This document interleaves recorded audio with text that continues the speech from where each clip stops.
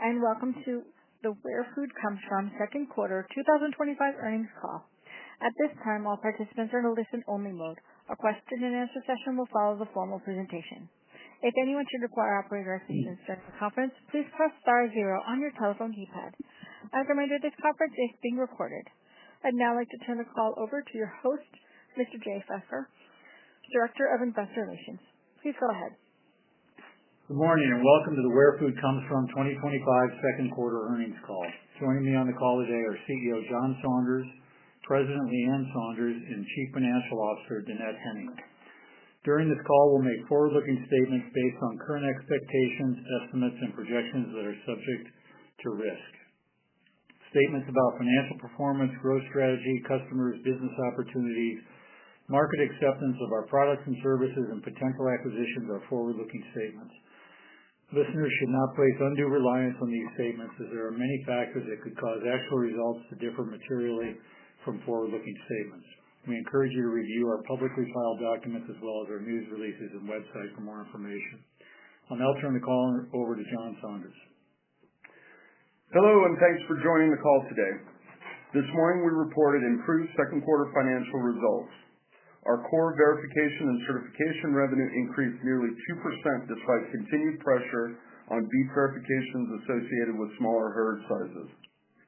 The increase in verification revenue was attributable to strong demand for other verification services, notably our CARE certified and upcycled programs, which continue to build momentum. This growth underscores the strength of a business model that's based on providing the broadest range of verification services in the industry, a strategy that enables us to compensate for downturns in other segments of our business. We now verify customer compliance to more than 50 individual standards, and our unique ability to bundle these services results in cost savings and convenience for those customers and a differential competitive marketing advantage for our business. Hardware sales in the second quarter also increased year over year by 18% to $1 million from $800,000 in Q2 last year. Although we are selling fewer basic tags due to smaller herds and government tag subsidies, growing demand for higher priced value-added tags is more than compensating. Some of these tag options include combo sets that offer a blend of visual and electronic identification. These tags are also customizable in various ways to enable personalized ID systems and other advantages over standard tags. Ultra-high frequency tags that operate up to 960 megahertz, offering improved accuracy, longer read range, and faster read speeds, all of which combine to improve data management and compliance with USDA standards. Also, tissue sampling units, or TSUs, these are tags that are used to extract DNA samples for genetic analysis. The combination of higher verification and tag revenue led to a 3% increase in total revenue to $6.6 million from $6.4 million year over year. So again, due to our deep solutions portfolio, we're showing some resiliency in the face of cyclical headwinds. Gross margins in the second quarter were negatively impacted by higher compensation costs related to a persistent tight labor market and rising costs of hardware. Net income in Q2 increased 15% to $562,000 or 11 cents per share from $489,000 or 9 cents per share in the year ago second quarter. That increase included a $172,000 gain in fair market value of digital assets. Our balance sheet remains strong. We closed the fourth quarter with cash and cash equivalents of $3.2 million, up from $2 million at year end. That balance further increased on July 22nd with the sale of our 10% interest in Progressive Beef, a transaction we reported in SEC filing last week. Sales proceeds were $1.8 million in cash and the return of 12,585 shares of our common stock valued at $138,000 at closing on the 22nd. The $1.8 million in proceeds will be booked $800,000 as a gain on sale of investment and $1 million to write off the asset on the balance sheet. The 12,585 shares have been canceled and removed from our total issued and outstanding shares. We purchased our Progressive Beef interest in 2018 for approximately $1 million in cash and stock. so this has been a very profitable investment for us. In addition, we received $1.6 million in Progressive Beef dividends over the past 6+ years. Still, given the current state of the beef industry and the evolution of our services mix, management and the board determined to monetize the investment. This transaction immediately strengthens our balance sheet, providing greater financial flexibility to pursue other growth initiatives and support our stock buyback program. Meanwhile, we maintain a strong working relationship with Progressive Beef, and we will continue to conduct audits for the Progressive Beef Standard. Those audits have generated an average of approximately $176,000 in annual revenue over the past 3 years.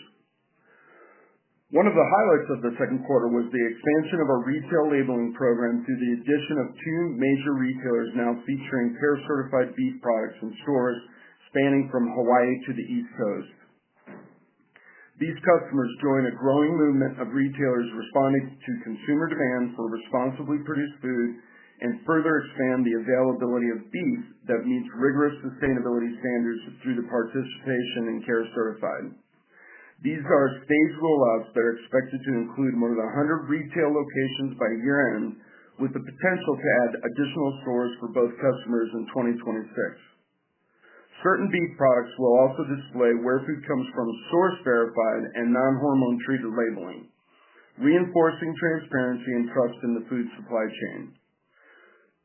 So in addition to adding to our licensing revenue stream, these new customer programs significantly raise awareness of where food comes from and its services among tens of thousands of new retail customers. Another Q2 highlight is our progress in integrating artificial intelligence tools into our business to improve efficiency and enhance customer experiences. We have added technical talent to build AI capabilities that support myriad tasks across our business and deliver time and cost savings to our customers. These investments will help us scale our business more rapidly and efficiently and will pay for themselves many times over as we move forward. And on the subject of investments, we continue to repurchase our own shares in the second quarter, taking another 24,481 shares out of the float at an average price of $10.25 per share. Year to date, we have repurchased a total of 55,826 shares of stock, raising to more than 1.2 million the total number of shares taken off the market through buybacks and private purchases since 2019.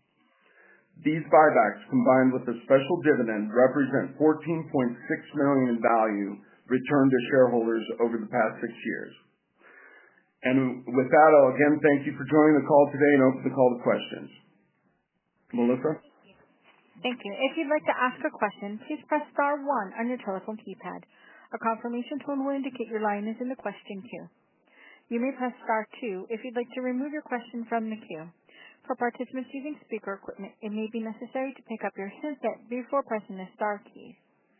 One moment, please, while we poll for questions.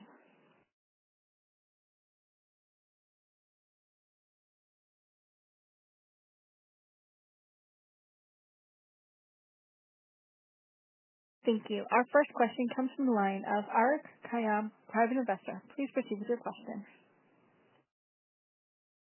Hello.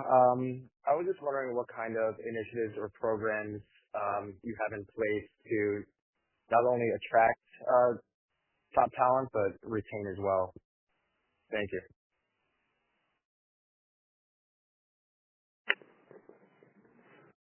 You want to take a shot at that, or Leanne?